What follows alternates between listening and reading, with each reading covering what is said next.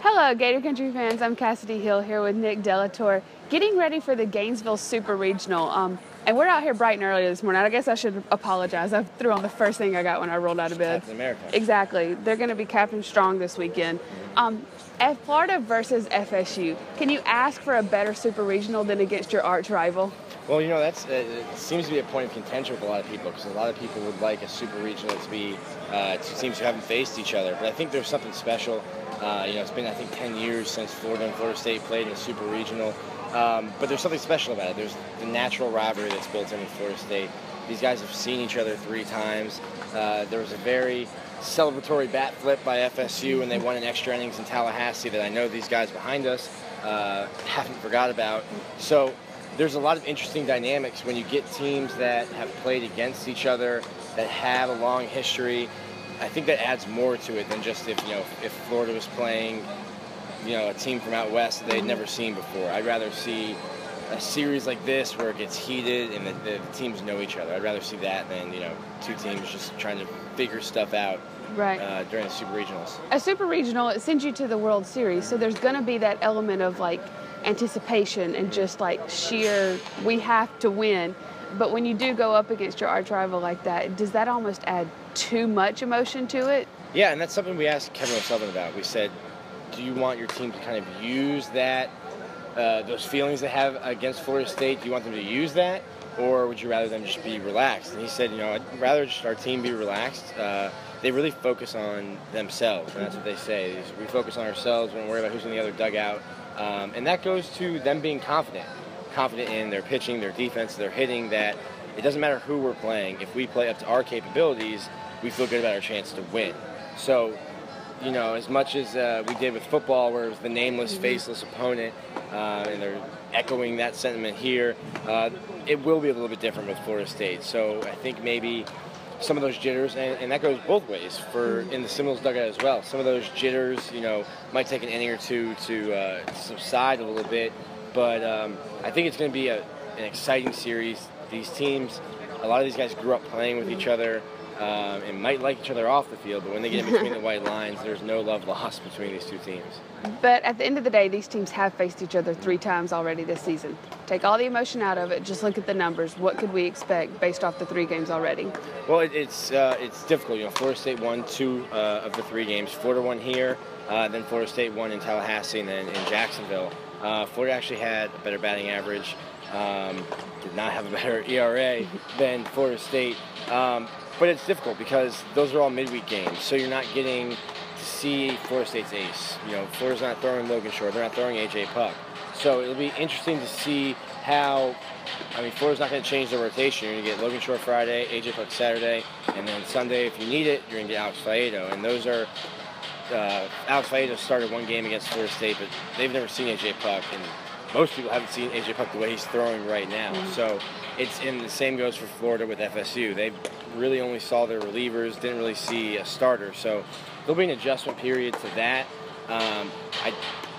You can take a little bit away, but you can't take too much away because, good pitching beats good hitting every time, and you're going to get Florida State and Florida's best pitchers this week. But Shore and then Puck, sticking with the formula that's worked for them all year long. You dance with the girl that brought you.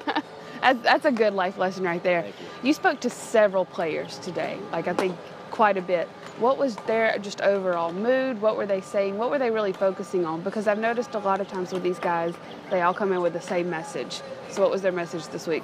Well, it was the same message. They not focusing on Florida State, not getting too hyped up.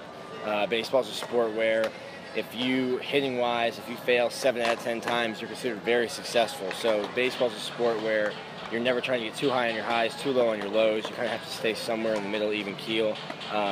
Obviously, that's hard once you get into the postseason. But Florida had really good experience playing 4 really high-pressure games in Hoover after losing their first game. So after losing your first game, you're immediately in an elimination series. So that next game means, as much as a championship game would, because if you don't win that game, you're done. So I think they got some good experience there. They didn't really get tested on Friday or Saturday in the regional, but then had a nail-biter against FAU, a really good pitching duel on Sunday. So I think this team is showing that they can win in different ways. They can outslug you, they can outpitch you. They're the best fielding team in the country still, I think, with a 985 fielding percentage. So I think Florida's shown that there's different ways to win, and they're just trying to manage their emotions and know or be confident in the fact that we know we're going to be a great fielding team. We expect to get 2 great starts, if not 3 great starts, and all we need to do is just hit enough to get 2 more wins. And you know, back in February, every player to a man came into the dugout, looked at us, and said, "It's Omaha." And we kind of looked at them and said, "Well, you're 0-4, 0-6 if you go back to the World Series in 2012, 0-6 in your last 6 postseason games. Why are you guys so confident?" And it took them a while. Sully said they kind of stumbled through the middle part of the season, but I really think it was that Vanderbilt series in Nashville where the switch kind of flipped. Yeah. The urgency has been raised, and you really started to see Florida play their best baseball since that series. Let's go back to those regionals for a minute, though. You mentioned the first 2, not really much. The last one was the nail-biter. But you had a lot of expectations personally for the team going into the regionals. Did they live up to it? Yeah, they did. I mean, 19-0 on Friday. And I expected them to go 3-0 in the region. Last year, they had a region of death with UNC and College of Charleston. This year, maybe it was the NCAA saying, like, "Hey, our bad last year. Here you go," because you know. We'll make it up to you. I mean, congratulations to FAMU. It was the first time they've been in a regional in their program's history. But you know that was not a game Florida was ever going to lose, especially with Logan Shore. And I think it was a little overkill to put Shore on the mound against them. And then you handle USF, a team that you already beaten twice, and then you know, in a tight game on Sunday, you know, FAU had to play earlier that morning before playing Florida. Then we had a weird weather delay in the 9th inning. So it was good to see Florida win, like I said, in different ways. But exactly what I expected for them to do, go 3-0 and move on to host the Super Regional. What do you expect them to do this weekend? We talked about this on our podcast. I think on the Shameless plug. I don't want to differentiate from what I said on the podcast, but I think I said Florida in 3 games.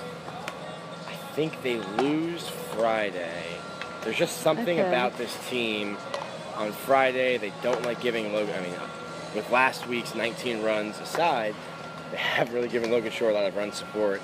And you know, Shore, I think on the year is only 7-6 or 8-6, and that's not his fault. It's not indicative of him. Not indicative of how well he's pitched. It's you know, he went a little bit over a month, where he only got 1 run of run support per game, and you have to be perfect to win games. So they're shutouts then. So I think Florida wins this, goes to a College World Series first time since 2012, and I think it'll be Sunday, and we'll probably get an extra inning game in there. We're probably going to get weather delays. That's a given. It's Florida during the summer. I looked up the weather, and it is going to be wet here. FSU sold out their ticket books by Tuesday. Wow. Florida sold out their ticket books by Wednesday, and then single game tickets opened Thursday, today, and those sold out in 20 minutes. So it's going to be packed. It's going to be packed. They're trying to figure out if they can do like standing room only seats, which will probably be up here where we are. But it's going to be packed. Hopefully they weather the storms that will inevitably roll through because it's summer in Gainesville. But yeah, it should be a really good environment. Last Sunday for the regional championship was the lowest, not paid attendance, but the lowest actual attendance from people that they scanned coming in of the entire season. Wow. So that's games against Maine, Fairfield, you know, UNF, and that was a game with a super regional on the line. So, right. This team deserves a good crowd. It looks like they're going to get one. There's going to be a lot of Florida State fans here that are making that 142-mile-an-hour drive, or 142-mile drive from Tallahassee to Gainesville. But this team deserves, deserves your support, and I'm glad they're going to finally get it this week. Should be an exciting weekend. If you weren't one of those lucky enough to actually get a ticket to here, follow us along on Gator Country. Nick and I will have game-by-game updates, mostly play-by-play, depending on how exciting it gets. And otherwise, we'll see you here at 7 on Friday at the MAC. And I will be auctioning off Cassidy's press pass. If I don't wake up when my alarm goes off, then you probably could. Yeah.